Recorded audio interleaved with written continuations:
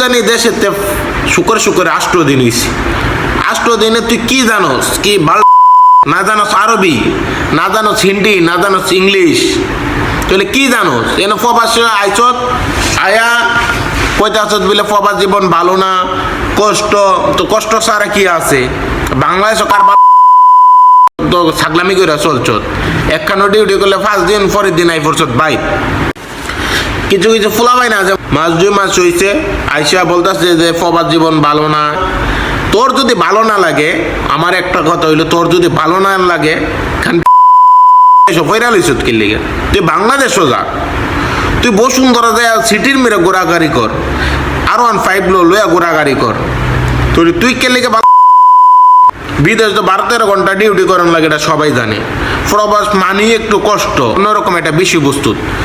তাহলে তুই কে লেগে আমার বোঝাইতে পারবি নি? তুই ঢাকা ন্যাশনাল সিটির মেরে যা, ঘোরাঘুরি কর, বন্ধু বান্ধব ঘোরাঘুরি কর, ওইখানে টিকটক বানা, ঢাকা যায় টিকটক বানা। প্রবাসের টিকটকের সময় আছে, ডিউটি করতে করতে এন কি টিকটক করানোর সময় আসেনি। অস্ট্রেলিয়া তুই এনে বয়ার ইস্যুট করলি ভাই। তুই দেশও যা, তুই ঢাকা সিটির মিডিয়া থাক। যারা সংসারের ফেরা আছে ওরা থাকবো বিদেশ, প্রবাস জীবন ওরা করবো।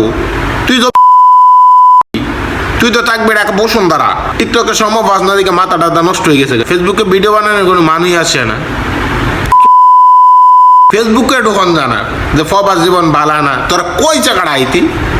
তোর কি কইছে যে অন্য মানুষ 50,000 60,000 টাকা মাসে কামাইলা, তুই কে বাইক বয়ে থাকবি? তুই আইফোর ফেসবুক প্রবাস জীবন ভালো না, প্রবাস জীবন ভালো না।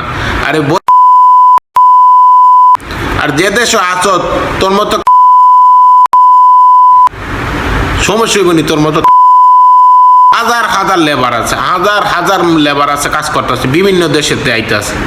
কোন দেশের মানুষ তো এভাবে ভিডিও বানানা যে বাঙালি যেভাবে ভিডিও বানায়, ইডা বালানা হিডা বালানা। এ কারণে তো বাংলাদেশে ভিসা টিসা বন্ধ। বাংলাদেশের ভিসা টিসা বন্ধ করে লাইকের লেগা, কোনো সুযোগ সুবিধা নাই গেল লেগা। এ ছাগলামি করার কারণে